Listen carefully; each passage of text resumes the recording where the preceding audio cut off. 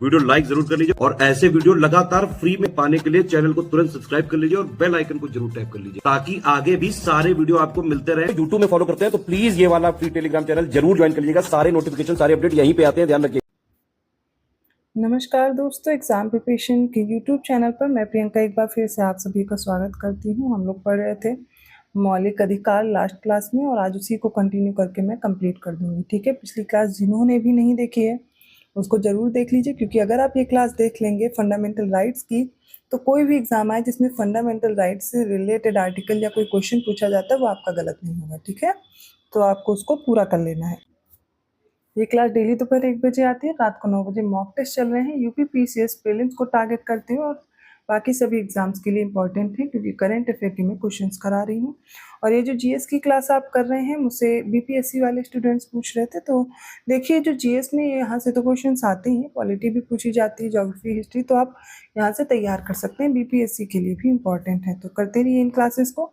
और रिवीजन के फॉर्म में आप इनको करिए, क्योंकि आपने पहले से इन सब चीज़ों को पढ़ रखा होगा, तो आपको बहुत ही कम समय में एक एक टॉपिक रिवाइज कराया जा रहा है, ऐसा समझ लीजिए। 50 मोस्ट इंपॉर्टेंट टॉपिक में करा रही हूँ।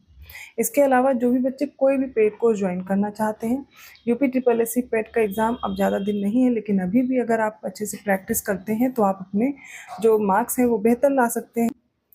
इसके लिए स्टडी फॉर सिविल सर्विसेज ने अपना कोर्स प्रोवाइड किया है। 90% का डिस्काउंट मिल रहा है आपको, सिर्फ 99 रुपीज़ में कंप्लीट कोर्स दिया जा रहा है। वीडियो रिकॉर्डेड क्लासेस हैं, सारी क्लासेस मिलेंगी, पीडीएफ नोट्स भी मिल जाएंगे आपको। इसके साथ ही आपको प्रैक्टिस सेट मिल रहे हैं 49 रुपीज़ में। 25 मॉक टेस्ट हैं जो कि आप सॉल्व करके स्कोर बेहतर कर सकते हैं। ठीक है, इसके अलावा बीपीएससी की जो तैयारी कर रहे हैं 99 रुपीज़ में आपको प्रैक्टिस बैच मिल रहा है। ठीक है, तो उसमें क्या है, उसमें भी आपके जो ये क्वेश्चंस हैं, जो जैसे प्रश्न पूछे जाते हैं करंट अफेयर्स के सेट हो गए, इसी तरह 25 मॉक टेस्ट दिए जा रहे हैं आपको। करंट अफेयर्स के लिए अलग से टेस्ट हैं, तो आप लगातार मंथली करंट अफेयर भी कर पाएंगे। इसके अलावा आप जिन भी एग्जाम के प्रिपरेशन कर रहे हैं अभी डिस्काउंट चल रहा है, आप ज्ञानसर एजुकेशन ऐप डाउनलोड कीजिए, अपने कोर्स को परचेज कर सकते हैं। और जो यूपी पीसीएस और आरओ की तैयारी कर रहे हैं वो भी इन नंबर्स पे कांटेक्ट करके अपने कोर्स को ज्वाइन कर सकते हैं। चलिए आज की क्लास स्टार्ट करते हैं। कल जो हम लोगों ने पढ़ा था, कल सबसे पहले समझिए कि हमने फंडामेंटल राइट्स में पढ़ा क्या क्या, तो उसको रिवाइज कीजिए। मैंने बताया था आपको कि 6 मौलिक अधिकार हैं, एक जो था वो हटा दिया गया, संपत्ति का अधिकार। कल मैंने पढ़ाया, कमेंट करके आप लोग बताएंगे वो कौन सा कॉन्स्टिट्यूशनल अमेंडमेंट था जिसके जरिए से 7वां जो मौलिक अधिकार है वो हटा दिया गया। ठीक है, तो अभी 6 हैं, जिसमें हम लोग समानता का अधिकार और स्वतंत्रता का अधिकार पढ़ चुके थे। आर्टिकल 14 से 18 पहला, और दूसरा हो गया आर्टिकल 19 से 22 तक हम लोगों ने पढ़ लिया था। तो आज स्टार्ट कर रहे हैं तीसरा, जो शोषण के विरुद्ध अधिकार है। 2 हम लोगों ने पढ़ लिए थे, तीसरा शोषण के विरुद्ध अधिकार, जिसमें आर्टिकल 23 और 24 आता है। तो अच्छे से देखिए आर्टिकल 23 को। तो आर्टिकल 23 में कहा गया है कि बालात श्रम व मानव दुर्व्यापार का निषेध किया जाएगा। ठीक है, अब ये आर्टिकल क्या है, शोषण के विरुद्ध अधिकार है। मतलब क्या है इसका, कि देखिए आर्टिकल 23 के तहत मानव दुर्व्यापार और बेगार इस प्रकार का कोई भी बलात्श्रम प्रतिबंधित किया गया है। ठीक है, कि मानव का व्यापार भी नहीं कर सकते, बेच या खरीद नहीं सकते, बेगार अर्थात बिना पैसे दिए आप उनसे काम नहीं करा सकते।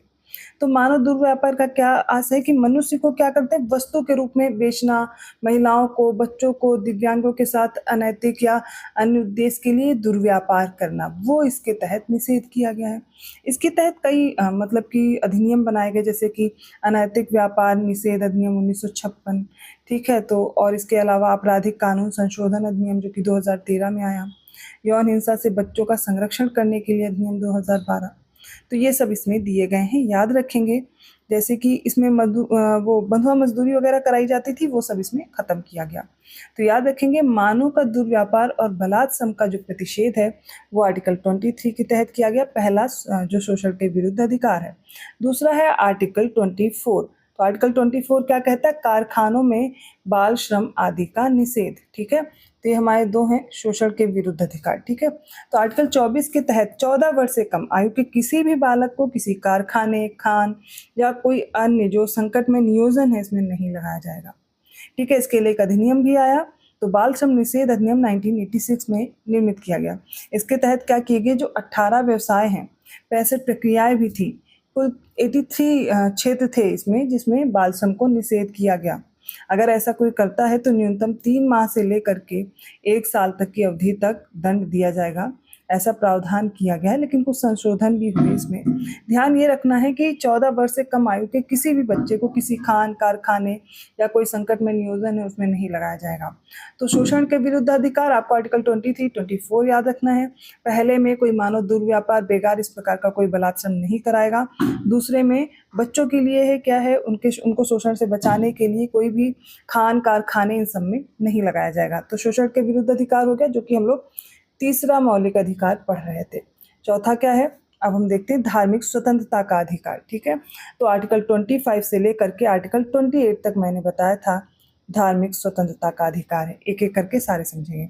आर्टिकल 25 कहता है अंतःकरण की और धर्म के अबाध रूप से मानने, आचरण और प्रचार करने की स्वतंत्रता है। तो आर्टिकल 25 के तहत प्रत्येक व्यक्ति को अंतःकरण की स्वतंत्रता के साथ साथ धर्म को मानने, आचरण करने, प्रचार करने की स्वतंत्रता दी गई है। यह कोई निरपेक्ष अधिकार नहीं है। ठीक है, इस पर भी प्रतिबंध लगाए जा सकते हैं, पर यहाँ पर आपको सिर्फ इतना याद रखना है कि अंतःकरण की स्वतंत्रता दी गई है। आप किसी भी धर्म को जिसको मानते हैं उसके आचरण करने, प्रचार करने की स्वतंत्रता आपको दी गई है। ठीक है, पहला हो गया आर्टिकल 25। अब 26 क्या कह रहा है, धार्मिक कार्यों के प्रबंध की स्वतंत्रता। तो आर्टिकल 25 क्या व्यक्तिगत स्तर पर कह रहा था कि धार्मिक स्वतंत्रता, आप अंतःकरण से आप धार्मिक जो भी धर्म मान रहे हैं उसको मान सकते हैं, प्रचार कर सकते हैं। यहाँ पर क्या है, सामूहिक स्तर पर धार्मिक स्वतंत्रता सुनिश्चित किया गया है। जैसे कि इसमें कहा गया धार्मिक कार्यों के प्रबंध की स्वतंत्रता, धार्मिक और दान के उद्देश्य से संस्थाओं की स्थापना किया जा सकता है। इसके तहत अपने धार्मिक मामलों को प्रबंधित करने का अधिकार दिया गया है। चल और अचल संपत्ति के अर्जन और उन पे स्वामित्व का भी अधिकार दिया गया है। और ऐसी जो संपत्ति है वो विधि के द्वारा प्रशासन का अधिकार नहीं होगी। तो आपको क्या याद रखना है, अंतःकरण और धर्म को अबाध रूप से मानने, आचरण करने, प्रचार करने की स्वतंत्रता आर्टिकल 25 में है। और धार्मिक कार्यों के प्रबंध की स्वतंत्रता, आप इनका प्रबंधन कर सकते हैं, आर्टिकल 26 में है। आर्टिकल 27 क्या कह रहा है, किसी धर्म विशेष की अभिवृद्धि के लिए करों के समुदाय के बारे में स्वतंत्रता। तो भारत देखो पंथ निरपेक्ष है, यहाँ पर मतलब कि सभी धर्म को हम समभाव से देखते हैं। इसके तहत क्या होता है कि किसी भी व्यक्ति को ऐसे कर को देने के लिए बाध्य नहीं किया जाएगा जो किसी विशिष्ट धर्म या धार्मिक संप्रदाय की अभिवृद्धि या पोषण के लिए व्यय किया जाता हो। तो इसके बारे में बताया गया, किसी धर्म विशेष की अभिवृद्धि के लिए करों के समुदाय के बारे में स्वतंत्रता। मतलब क्या है, भारत पंथ निरपेक्ष है और किसी एक धर्म के लिए, विशेष धर्म के लिए वो कोई भी कर नहीं लगा सकता है। ठीक है, आपसे कोई भी धार्मिक कर नहीं ले सकता है। इसके बारे में आर्टिकल 27 कहता है। फिर आर्टिकल 28 क्या है, कुछ शिक्षा संस्थाओं में धार्मिक शिक्षा या धार्मिक उपासना में उपस्थित होने के बारे में स्वतंत्रता। तो आर्टिकल 28 कहता है शिक्षण संस्थाओं में धार्मिक शिक्षा या धार्मिक उपासना में उपस्थित होने के संबंध में स्वतंत्रता प्रदान की गई है। अब ये किस प्रकार की स्वतंत्रता है, देखिए कुछ विद्यालय होते हैं जो राज्य निधि से पूर्णतः पोषित किए जाते हैं, यहाँ पर धार्मिक शिक्षा नहीं दी जाएगी। ठीक है, दूसरे होते हैं जो शिक्षण संस्थान जिनका प्रशासन राज्य करता है लेकिन किसी ऐसे ट्रस्ट के अधीन स्थापित हुई है जिसके अनुसार उस संस्था में धार्मिक शिक्षा देना आवश्यक है। वहाँ धार्मिक शिक्षा दी जा सकती है लेकिन बाध्य नहीं करेंगे। राज्य से मान्यता प्राप्त या राज्य निधि से सहायता प्राप्त जो शिक्षण संस्थान है, इसमें धार्मिक शिक्षा में भाग लेने या धार्मिक उपासना में उपस्थित होने के लिए तब तक बाध्य नहीं किया जाएगा जब तक कि उस व्यक्ति ने या उसके जो अगर ये अवयस्क है तो उसके संरक्षक ने अपनी सहमति नहीं दे दी है। तो मतलब यहाँ पर आपको कुछ शिक्षण संस्थानों में धार्मिक शिक्षा या धार्मिक उपासना में उपस्थित होने के लिए स्वतंत्रता दी जाती है। तो फिर से एक बार रिवाइज कीजिए। तो आर्टिकल 25 कहता है किसी धर्म को मानने या ना मानने का अधिकार है आपके पास, धर्म का प्रचार प्रसार कर सकते हैं, धार्मिक आचरण कर सकते हैं। ये सब अंतःकरण से आपको धर्म को मानने की स्वतंत्रता दी गई है आर्टिकल 25 के तहत। और आर्टिकल 26 के तहत धार्मिक कार्यों के प्रबंधन की स्वतंत्रता दी गई है। आप चल और अचल संपत्ति का अर्जन कर सकते हैं, उस पर प्रशासन भी कर सकते हैं। आर्टिकल 27 में कर ना देने के संबंध में स्वतंत्रता दी गई है। राज्य नागरिक के ऊपर ऐसा कोई कर नहीं लगा सकती जो कि मतलब किसी धर्म विशेष के लिए उत्थान के लिए लिया गया हो। ठीक है, अब आर्टिकल 28 क्या कहता है कि धार्मिक शिक्षा के संबंध में आपको स्वतंत्रता दी गई है। तो शिक्षण संस्थानों में जैसे राज्य द्वारा पूर्णतः वित्त पोषित शिक्षण संस्थान है तो वहाँ पर धार्मिक शिक्षा नहीं दी जाएगी। राज्य द्वारा अगर आर्थिक सहायता प्राप्त कोई शिक्षण संस्थान है, धार्मिक शिक्षा दी तो जाएगी लेकिन बाध्य नहीं किया जाएगा। अगर राज्य द्वारा मान्यता प्राप्त शिक्षण संस्थान है वहाँ पर धार्मिक शिक्षा दी जा सकती है लेकिन फिर भी बाध्य नहीं किया जाएगा। अगर कोई अन्य शिक्षण संस्थान है जो कि आप जैसे कि मदरसा वगैरह आप देखते हैं या फिर हिंदू जैसे सरस्वती विद्यालय, इन सब में जो धार्मिक शिक्षाएं दी जाती, मतलब जो भी हिंदू विद्यालय हैं या मुस्लिम विद्यालय है, किसी धर्म विशेष के लिए और आपने वहाँ पे एडमिशन लिया हुआ है, तो आपको पता है कि वहाँ पर धार्मिक शिक्षा दी जाएगी और आपने उसी उद्देश्य से वहाँ पर लिया हुआ है एडमिशन, इसलिए आपको वहाँ पर बाध्य किया जा सकता है। इतना समझ में आ गया। तो आर्टिकल 25 से 28 तक मैंने धार्मिक स्वतंत्रता के बारे में आपको बताया और ये चौथा मौलिक अधिकार है। ठीक है, अब हम पांचवा देखेंगे 29, अल्पसंख्यकों की भाषा, लिपि और संस्कृति की सुरक्षा दी गई है इसमें। तो आर्टिकल 29 और 30 को देखिए, इसमें हम क्या पढ़ने वाले हैं, अल्पसंख्यकों की भाषा और लिपि और संस्कृति की सुरक्षा। तो प्रत्येक नागरिक को अपनी भाषा, लिपि, संस्कृति को बचाए रखने का अधिकार दिया गया है। राज्य द्वारा वित्त पोषित शिक्षण संस्थान में धर्म, जाति, मूल, वंश या भाषा के आधार में प्रवेश में भेदभाव नहीं किया जाएगा, वो आर्टिकल 29 में ही दिया गया है। ठीक है, तो अल्पसंख्यकों की भाषा, लिपि और संस्कृति की सुरक्षा का प्रावधान आर्टिकल 29 में है, इंपॉर्टेंट है, कई बार पूछा भी गया है। आर्टिकल 30 पे आते हैं। तो शिक्षा संस्थाओं की स्थापना और प्रशासन करने का अल्पसंख्यक वर्गों का अधिकार है। तो अल्पसंख्यक टर्म तो बहुत अच्छे से हमारे संविधान में एक्सप्लेन नहीं किया गया है, परिभाषित नहीं किया गया है, लेकिन भाषाई अल्पसंख्यक और धार्मिक अल्पसंख्यक बताए गए हैं। तो जो भाषाई अल्पसंख्यक हैं, अपने मनोनुकूल कोई शिक्षण संस्थान इसमें स्थापना का उनके पास अधिकार है, उस पर प्रशासन करने का भी अधिकार उन्हें दिया गया है। ठीक है, तो अगर मैं इसको रिवाइज कराऊं तो सांस्कृतिक और शैक्षिक अधिकार जो आर्टिकल 29 और 30 हैं, ये पांचवा मौलिक अधिकार है हमारे पास। इसमें प्रत्येक नागरिक को अपनी विशेष भाषा, लिपि या संस्कृति को बनाए रखने का अधिकार दिया गया है। राज्य द्वारा पोषित या राज्य निधि से सहायता प्राप्त किसी शिक्षण संस्थान में प्रवेश करने से किसी भी नागरिक को केवल धर्म, मूल, वंश, जाति या भाषा, इनमें से किसी भी आधार पर वंचित नहीं किया जाएगा। आर्टिकल 29 ऐसा कहता है। और आर्टिकल 30 कहता है धर्म या भाषा पर आधारित सभी अल्पसंख्यक वर्गों को अपनी रुचि के शिक्षण संस्थानों में प्रवेश करने से उनकी स्थापना और प्रशासन करने का अधिकार उन्हें किया गया है। ठीक है, तो ये आपके हो गए आर्टिकल 30 तक। लेकिन और भी आर्टिकल्स आपको दिए गए हैं 31, 31A, 31B, तो इनको निरस्त किया गया। क्यों? क्योंकि ये संपत्ति के अधिकार है। ठीक है, तो इनको हटाया गया। अब हमें पढ़ना है आर्टिकल 32। जो इंपॉर्टेंट है मैं वही बता रही हूँ, जो आपके काम के नहीं है उनको हटाना है। तो आर्टिकल 32 है रिट सहित मौलिक अधिकारों को लागू करने के उपाय। रिट में आपको अगली क्लास में एक साथ ही जो रिट हैं, ठीक है, जो सुप्रीम कोर्ट रिट जारी करता है या हाई कोर्ट रिट जारी करता है, उसके बारे में मैं एक क्लास में अलग से बता दूंगी। अब ये जो आर्टिकल 32 है, ये संवैधानिक उपचारों का अधिकार है, जो छठा मौलिक अधिकार है।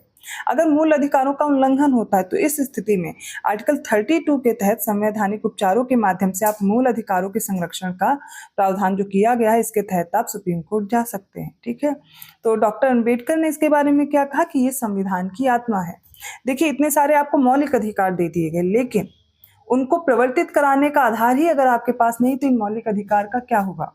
तो आर्टिकल 32 सबसे ज्यादा इंपॉर्टेंट है, क्योंकि अगर आपके मौलिक अधिकारों का उल्लंघन होता है तो उसका संरक्षण आप किसके तहत आपको किया जाएगा, तो आर्टिकल 32 के तहत। तो सभी मौलिक अधिकार में संविधान में इसको आत्मा कहा गया डॉक्टर अंबेडकर के द्वारा, क्योंकि यही मूलभूत है। अगर ये नहीं होगा तो आपके मौलिक अधिकारों का संरक्षण नहीं हो सकता। इसके तहत सुप्रीम कोर्ट रिट जारी करता है, रिट हम अलग से पढ़ लेंगे। ठीक है, इनको कैसे प्रवर्तित कराया जाता है। तो आर्टिकल 32 हो गया। इसके अलावा भी कुछ आर्टिकल्स दिए गए, उनको पढ़ना रहता है। जैसे आर्टिकल 32A है, इसके अंतर्गत कार्रवाइयों में राज्य अधिनियमों की संवैधानिक वैधता पर विचार नहीं, ये निरस्त किया गया, हटा दिया गया, इसको नहीं पढ़ना आपको। आर्टिकल 33 देखिए, इस भाग द्वारा प्रदत्त अधिकारों का बलों आदि को लागू होने में रूपांतरण करने में संसद की शक्ति। और आर्टिकल 34 है कि जब किसी क्षेत्र में सेना विधि प्रवृत्त है तब इस भाग द्वारा प्रदत्त अधिकारों का निर्बंधन। और आर्टिकल 35 इस भाग में बंधों को प्रभावी करने का विधान। तो देखिए, आर्टिकल 31 तो निरस्त कर दिया गया। आर्टिकल 31A, 31B, ये सब जितने भी दिए गए संपत्ति का अधिकार था, इनको हटा दिया गया था। लेकिन आर्टिकल 33 आपके लिए इंपॉर्टेंट है। इसके तहत संसद विधि द्वारा सैन्य बल, अर्धसैन्य बल, पुलिस बल और जो सूचना एजेंसी हैं, इनमें कार्यरत व्यक्तियों के मूल अधिकार को प्रतिबंधित किया जा सकता है। ठीक है, इन पर मौलिक अधिकार जो ये हैं, ये आप जैसे आपका मौलिक अधिकार का हनन हो रहा है तो आप चले गए सुप्रीम कोर्ट, लेकिन नहीं जा सकते, इन पर प्रतिबंध लगाया जाता है। ठीक है, इसके अलावा आगे देखते हैं आर्टिकल 34।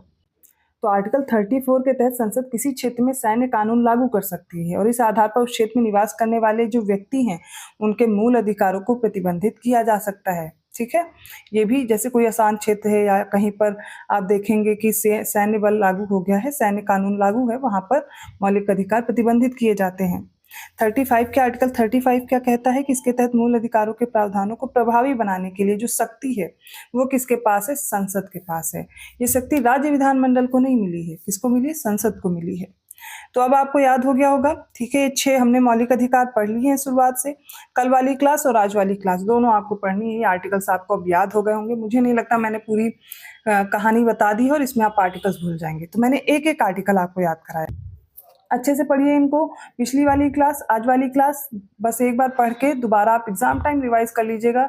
आपको कोई भी प्रश्न जो मौलिक अधिकार से वो गलत नहीं होगा, ठीक है। तो अच्छे से रिवाइज कीजिए। वीडियो कैसा लगा कमेंट करके ज़रूर बताइएगा, क्लास कैसी रही।